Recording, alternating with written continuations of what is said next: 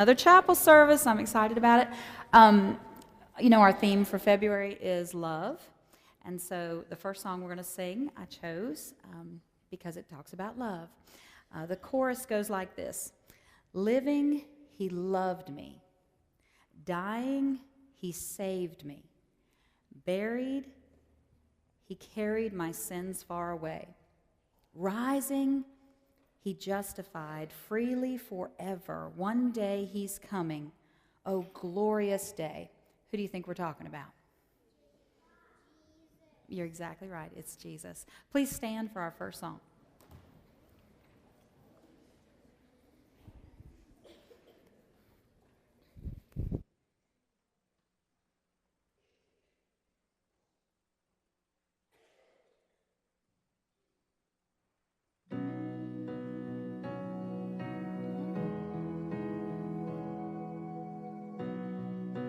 One day when heaven was filled with his praises, one day when sin was as black as could be, Jesus came forth to be born of a virgin, dwelt among men, my example is he. The word became flesh and the light shined among his glory revealed. Living, he loved me. Dying, he saved me. And buried, he carried my sins far away. Rising, he justified freely forever. One day he's coming. Oh, glorious day. Oh, glorious day.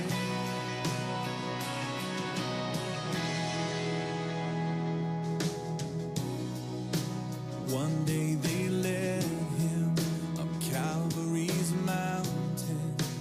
One day they nailed him to die on a tree.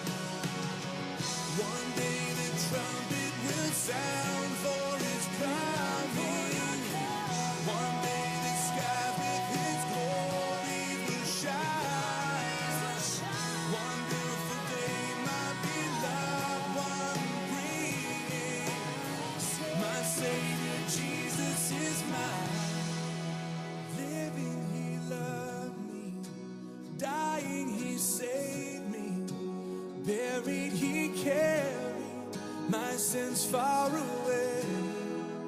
Rising, he justified, freely forever.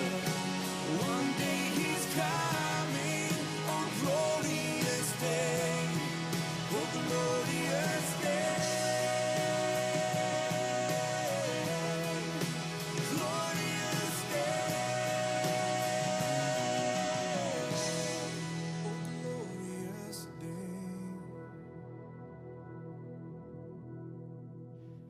Thank you. You may be seated.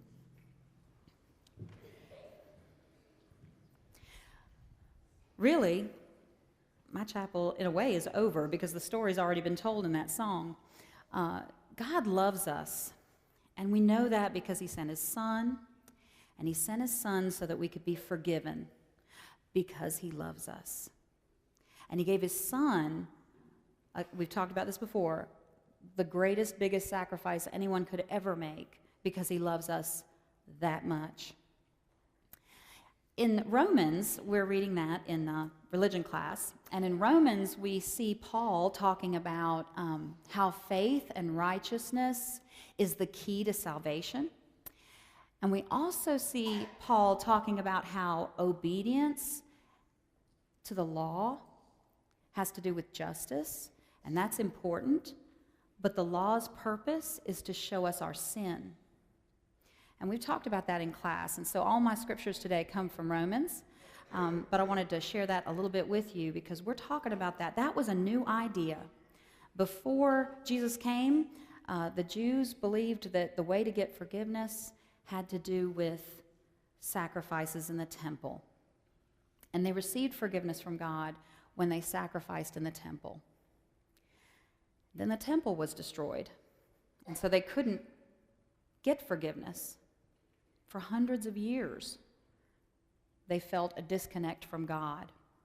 God sent his prophets to talk to them, but they could not reach out to God in the way they had before because they had no temple. The temple was rebuilt. Jesus came, you know the stories. He talks in the temple, the rebuilt temple. But he preaches a whole new story, that we're forgiven, that no matter what sins we have, we don't have to go to the temple and sacrifice, which is a good thing because the temple was destroyed again about 40 years after he died. So we don't need to go to the temple. We don't need to get in a plane and travel to Jerusalem. We can be forgiven right here in our hearts. Our memory verse this week is Romans 5:8. But God demonstrates his own love for us in that while we were yet sinners, Christ died for us. He didn't die for us because we were good. He didn't die for us because we deserved it. He knew we were sinners. Even back then, he knew that we in America at St. Stephen's Lutheran School would make mistakes, and he did not care because he loved us so much. He wanted us to be forgiven. And that's what my story's about. Here's a little girl, sweet, innocent, precious angel. She's 4 years old. Raise your hand if you're 4 years old. Oh, look at there, the sweet, precious angels. 4 years old. I want you to notice this little girl because this is a picture before the incident. All right? And by the way, I know her very well. So do my sisters and my mom and dad. This is after the incident. Do you see a difference? This little girl got some dollies for Christmas. Oh, she loved those dollies so very much. But she thought she could improve their hair by finding a pair of scissors. So she cut her dolly's hair. And she thought her dollies looked so beautiful. She thought she'd try it on her own head. And so she went and got those scissors.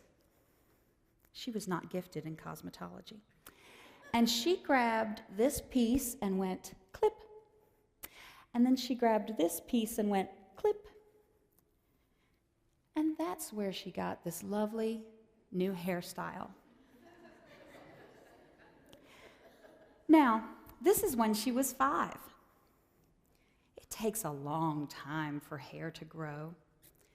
So a year later, you can still see the remnants of her choices. Now, if you haven't figured it out, that's actually me. And I made those terrible choices when I was a little girl with my dolly. I don't have any memory of it. We love you, Miss Bennett. Oh, thank you. I love you too. It's all about love. So in this picture, it's a year later, and even though I don't have any memory of that incident, I don't remember cutting my doll's hair. I don't know, maybe we threw them out. I don't know, but I didn't see that. But let me just tell you, picture day is picture day, and forever I am my sin, at least my mistake, because I don't think it was intentional when I was 4, but my mistake is immortalized in my school pictures forever so that I can share this with you on Chapel Day, lest you think it's not true. Oh, it's true. There's documentation. Now, eventually, it grew out. So nobody saw that I cut my hair 3 or 4 years earlier. I'm very grateful for that. I'd forgotten all about it, like I said. And when those school pictures came out, my mom shared me the story. Do you see, Dana, what you did to your hair? You know, she told me about it later, but I don't remember doing it. Now, that was the first incident. There was, unfortunately, a second incident. I have to tell you a little bit more about it. I was in 5th grade. I had, as you saw in the picture, very long, straight hair down my back. And when you're in 5th grade, you kind of start taking care of your own stuff, your own hair, you know. So I was combing it and brushing it every day and washing it and taking care of it. One day, well, more than one day, but this particular day, I thought I was big and bad, and so I'm brushing my teeth brushing my hair, and I get a tangle back here, just a little one, you know, but it just wouldn't straighten out. So I have an idea. I'm going to solve this problem myself. I'm going to go into my mom and dad's bathroom and find some scissors, and I'm just going to, because it was just a knot back there, just a tiny little knot. So I took the scissors and I just cut it out, and I put it in the trash can in my parents' bathroom. So then a day or two goes by, and I'm still brushing my hair myself because I'm a big 5th grader, and I start brushing it, and dadgummit if I didn't get another tangle right back there. So I said, well, that's no problem. I don't need any help. I don't need to ask anybody's help. I think I'm just going to solve it the way I solved it before.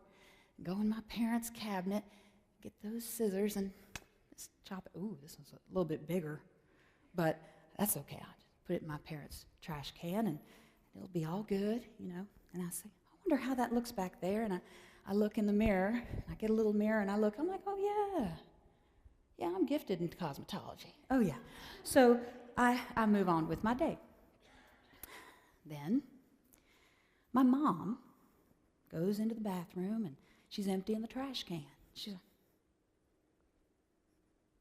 Dana, have you been cutting your hair? And Dana says, No, I haven't. It's funny. See, Mama trusted me because I was a good girl, you know. I was a good girl. She trusted me. She didn't think anything of it.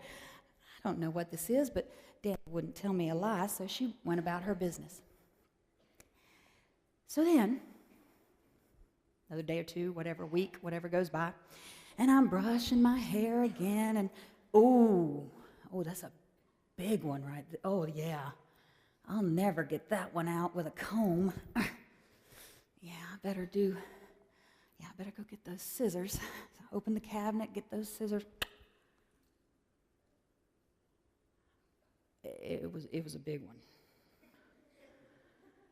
And so I said, I better not put that in Mom and Dad's trash can. I was a smart girl. So I went to my bathroom and hid it in my trash can. You know, it's good. It's all right. I start brushing my hair again, and oh gosh, I hate this. Another tangle. I can't believe this. So I get another one, clip it off. Okay, go all the way to my bathroom so nobody finds it, and I throw it in the trash can.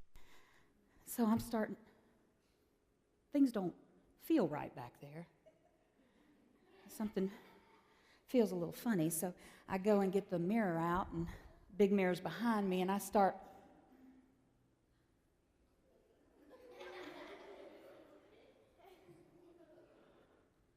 And I want you to understand, it looked bad. I mean, what used to look like this, well, now it had some relief, you understand? It went, okay, because those were some long strands of blonde hair. Well, I panicked, because I don't mean any harm, it looked ugly. You know what I mean? It was ugly. And then I started thinking, well, what can I do? I can't tell Mom and Dad, because they'll know, and I lied about it. But there ain't no way she's gonna miss this, you know. So I said, I know. She'll feel sorry for me. I'll work up some tears.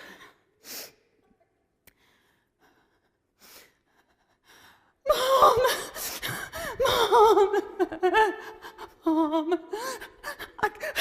I'm so ugly. It looks so bad. What happened?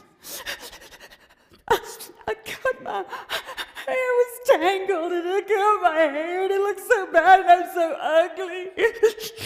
You know, laying it on. Now, Mom, she's a pretty smart woman. It took her to think, you lied. I asked you about that hair in the trash can, and you lied. I have told you there is one thing that is not acceptable, and that's a lie. I know you're in 5th grade, but I'm telling your father. Well, let me just tell you, the first tears, they were fake. The next one, they were real. I mean, it was ugly. There was snot. I mean, it was ugly. I'm so sorry. Well, you go talk to your father right now. Daddy, I mean, you guys got to understand, I love my dad. Love my dad. I hate to even think about disappointing him. But I knew. I had to tell. Daddy, I cut my hair, and I'm so ugly, and I cut it. And then Mom says, tell him the whole story. I was going to. I'm so sorry, Daddy. I cut the hair, and then I hid it in the trash can, and then Mom found it, and she asked me if it was mine, and I told her it's not, and You lied? I'm so sorry, Daddy. You know, because I don't mean any harm. It did look ugly. I was suffering. You understand? I mean, I had some real life consequence going on my head. Okay? He said, meet me in your room. And I'm here to tell you, it had been a long time since I'd been spanked. Because let's be honest, I was 11 years old. You know, about 7 or 8, you learn better, right? You know better. You know right from wrong. The silly doll incident, I didn't get spanked for that. I mean, I was just a kid, you know. It's the first time I tried it. It was stupid. Unfortunately, I didn't learn the lesson. But Daddy was about to teach me the lesson, wasn't he? And I'm here to tell you, before he even laid his hand on my very padded behind, I started to cry because my heart was breaking because I had disappointed him. And I'm sure he'd rather not have done it. You know, he'd rather I had told the truth. He'd rather that I didn't act in a foolish way, that I had learned my lesson. But unfortunately, I had done all of the things that he promised. He told me that if I lied, there would always be a serious consequence, and he's a man of truth, and so that's what happened. I got spanked, but like I tell you, I was in 5th grade. There was nothing worse than going to school the next day. So my mom, after the spanking, which, by the way, was not the hard part. Disappointing my dad, I want you to understand, was the hard part. God gave me a lot of patting back there, so I was good. Mom took me by the hand, and I'll be honest, looking back on it, this was awfully kind of her. She probably should have let me go like I was, but she went to J.C. Penney, and we went to the hair salon, and we chopped my hair. picture because, oh, by the way, picture day was that week. Of course. Okay, before I show you this picture, I just need to let you know that this was not the style of the times, okay? The style of the times was straight and long, and here comes Dana. She looks happy, let me just tell you, okay? And in a way I was. We'll get to that in just a second. There I am.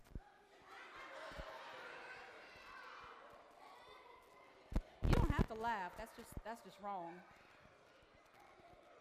But this is the terrible justice of picture day because I get to share this with you.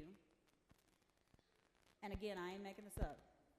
Sometimes I think ministers make their little stories up. Well, let me just say made up. I got documentation. That's not, some Photoshop.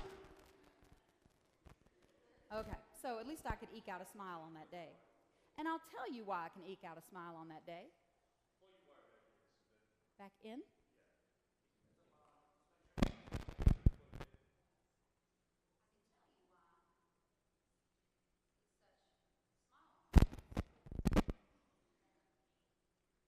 Is because I paid my price. I was okay. I had paid the price. I had, yes, complete and utter humiliation, but I had paid the price, and I had come clean. Let me just tell you, as much as I did not like that haircut, I was feeling so good just having the truth out. That's the truth. Because I felt horrible when the truth came out, and I had to face that I had lied to my parents. That was the worst part. But here's the thing. You may not believe the next, no more pictures, I'm just prepping you. You may not believe the next slide, but it says, I'm glad I got caught. Now you think about that. Why would I be glad I got caught? Why would I be glad I got caught? Because the truth came out, right? The truth came out. I faced the punishment, and I could move on. My parents didn't beat me up every day after that. I remember when you told that lie. I'm not going to trust you because you told that lie. They didn't tell me that every day. Yes, I had to earn back their trust. Yes, they were a little bit more careful with me for a few weeks or months, maybe even more, I don't know. But they treated me like a normal person very shortly after that, and they never brought that up until Thanksgiving when I was an adult. Then it comes up every Thanksgiving, but that's another story.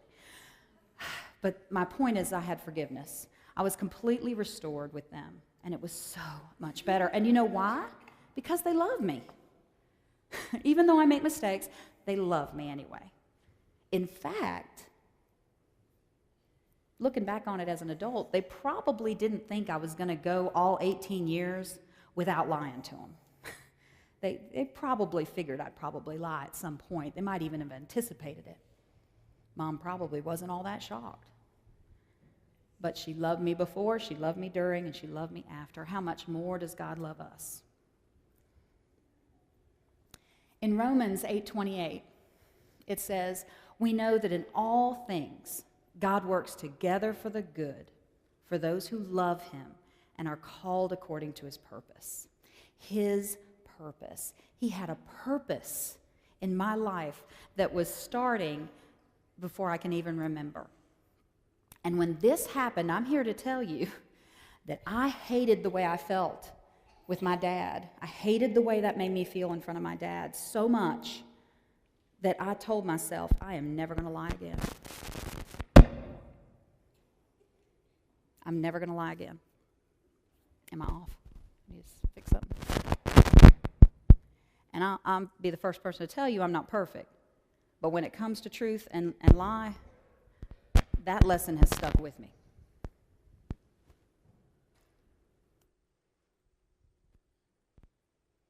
But life gives you more and different situations to learn.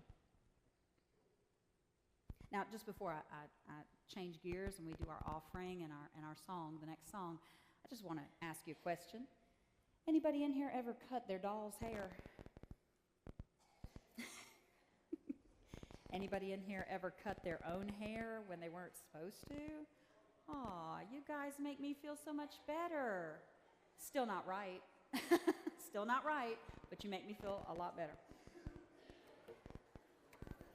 8th grade, while the 8th grade is going to get the offering plates, I would like to prep you a little bit, tell you about this next song, and read this scripture. Romans 12 tells us, love must be sincere.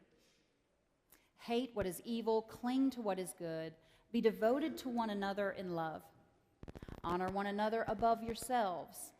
Never be lacking in zeal, but keep your spiritual fervor serving the Lord. Be joyful in hope, patient in affliction, faithful in prayer, and share with the Lord's people who are in need.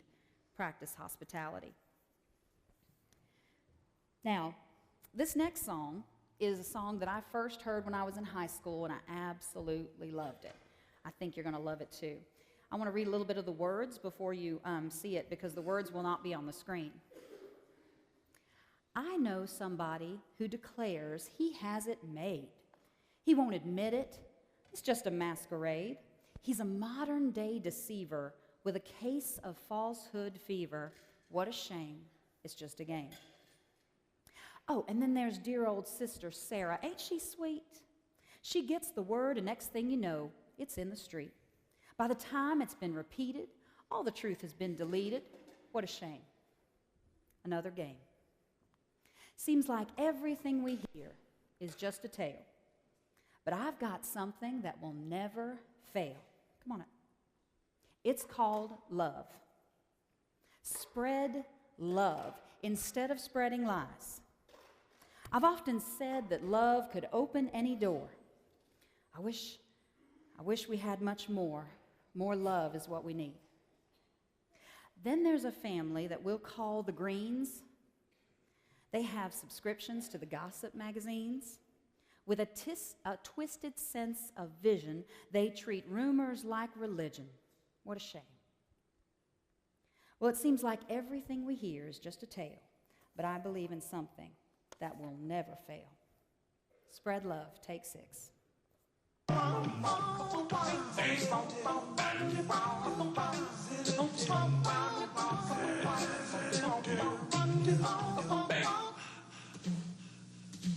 know somebody who declares he's got it made. He won't admit it, but it's just a masquerade. He's a modern-day deceiver with a case of falsehood fever. What a shame. It's a game. And then there's dear old sister Sarah. Ain't she sweet? Oh, yes, she is. She gets the word, next thing you know, it's in the street. By the time it's been repeated, all the truth has been deleted. What a shame. Another game. Seems like everything we hear is just a tale. But I've got something that will never, ever, it's gonna spread love. Oh, it's gonna spread love. Spread love. The truth is in the sky. I've often said love could open any door. Oh, but I wish we had much more. More love is what we need. Da, da, da, da.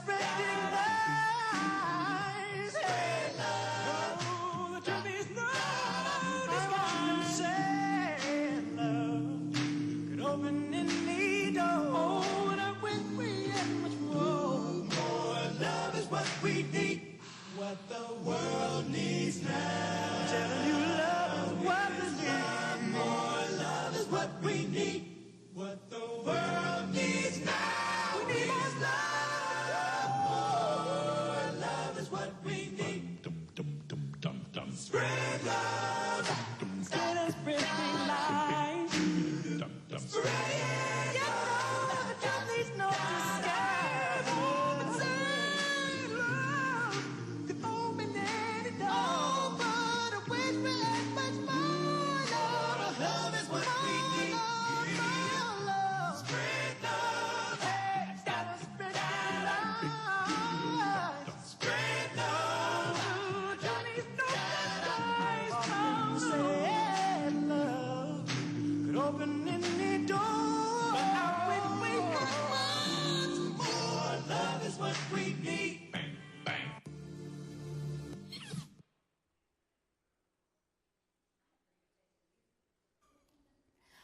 Love fulfills the law.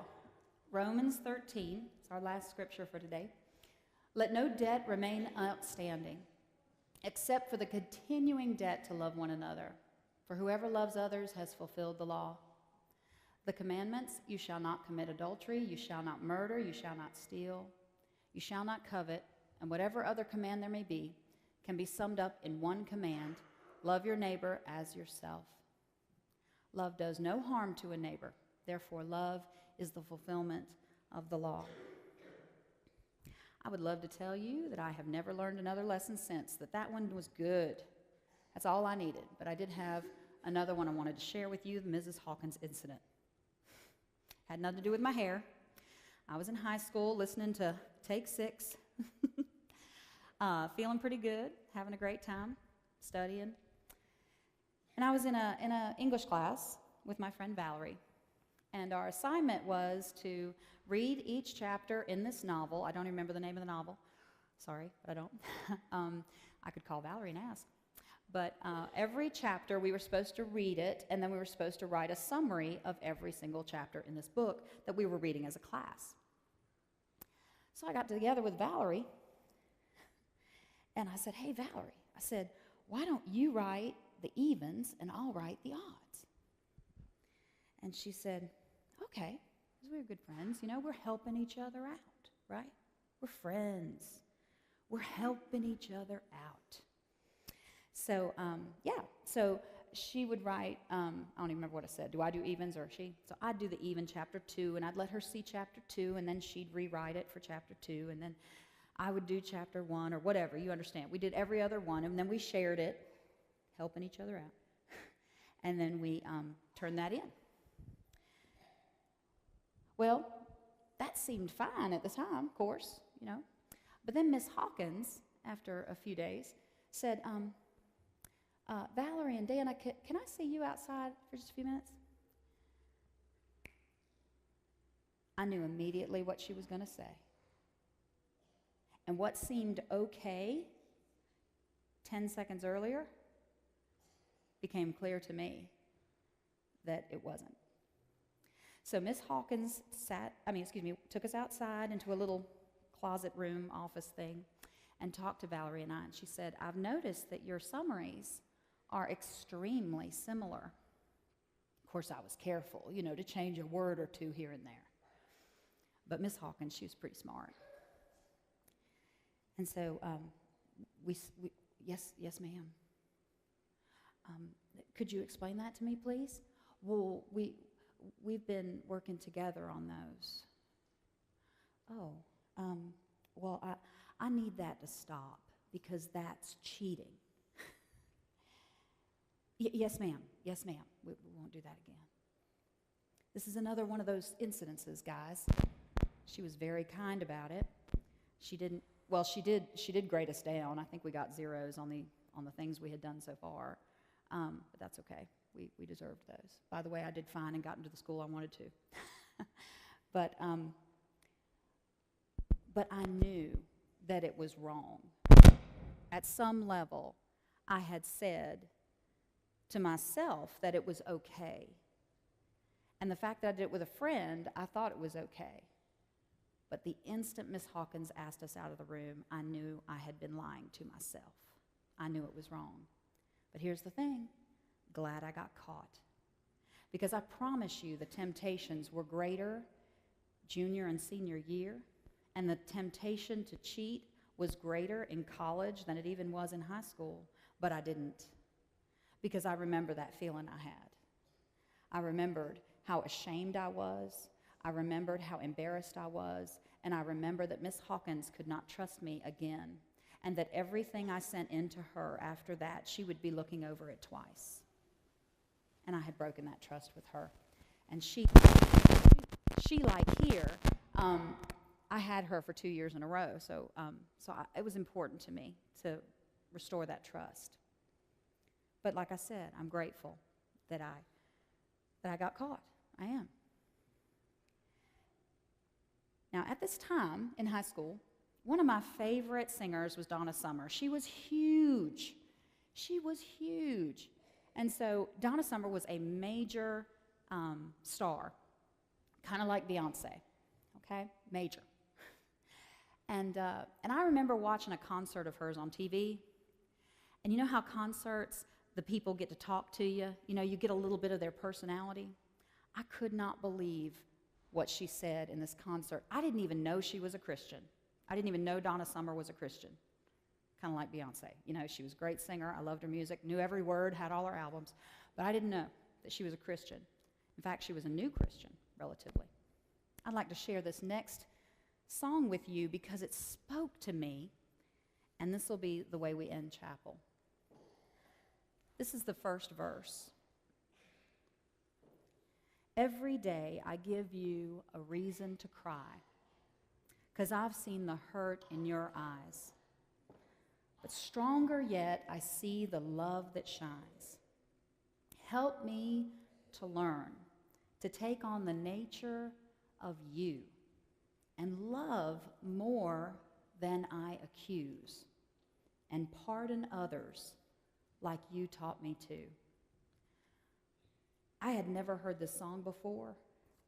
I tape recorded it during the concert. I'd never heard it before. And I even tried to find it on YouTube a couple of years ago for a chapel, and I couldn't. But this time, it was there. I want to share it with you. This is Donna Summer singing a song that I not only sang, but memorized. I bet you I've sung this song more than any other Christian song I've ever sung, because it spoke to me, because it's about forgiveness and how loving God is that he forgives us no matter what we do. Thank you.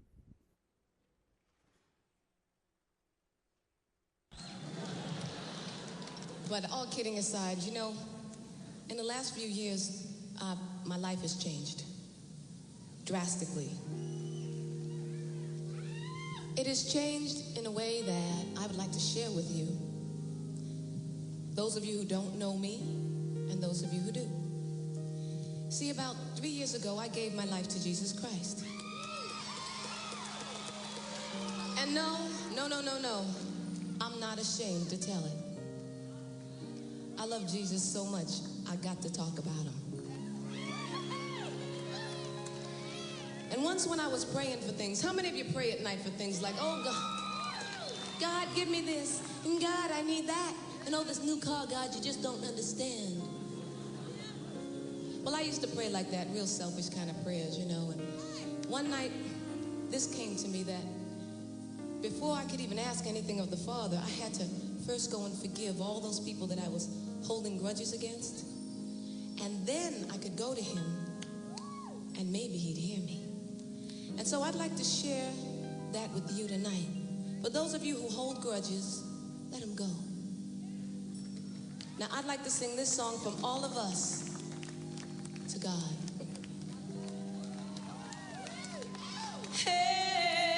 Every day I give you a reason to cry, 'cause I see the hurt in your eyes, but stronger yet I see the love that shines.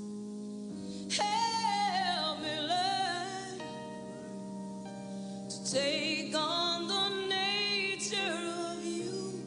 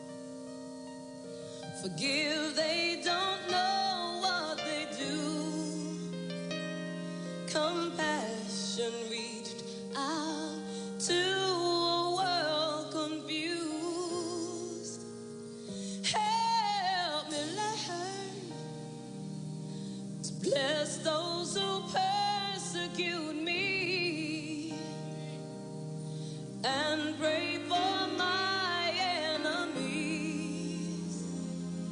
and show them mercy like you showed to me. Something happens inside the heart, Lord, when I obey.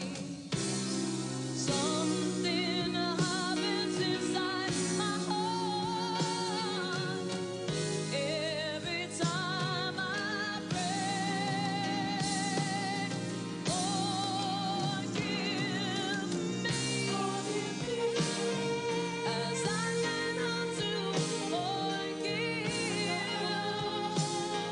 the ones that wrong my heart, the way I've broken yours. Forgive me as I learn how to forgive and reach out through my pain and touch with hands of grace.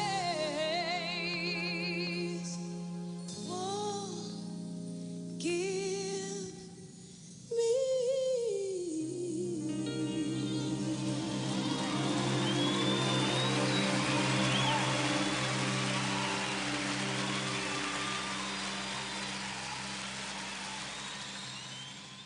Amen.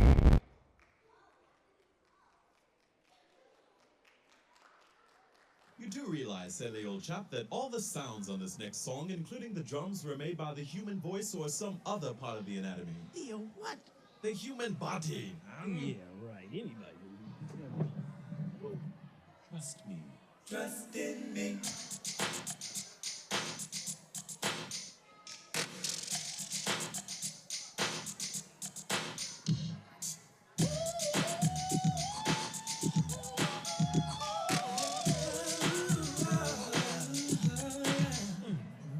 Thought it would be easy, something like a shopping spree. But living life in limbo created your catastrophe. Oh, now you say you're sorry, and that's good, but it's not over yet. Oh, yeah. If you want me to forgive you, I'll be willing to forget. It ever happened, erase it from my mind. I gave my life to save you, that's the plan that I designed. Because I love you. Hey, yes I do, yeah. I love you. Put your trust in me, 'cause I L-O-V-E-Y on you.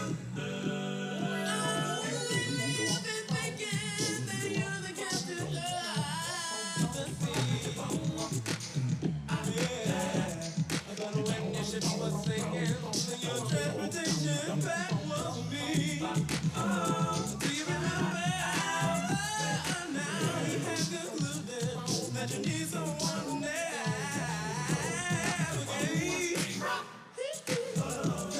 Which leads me to the question: when can we affiliate? I know survival is not an easy task. I've always been the answer, but I thought you never asked. You see, I love you. Oh, you know I do, yeah.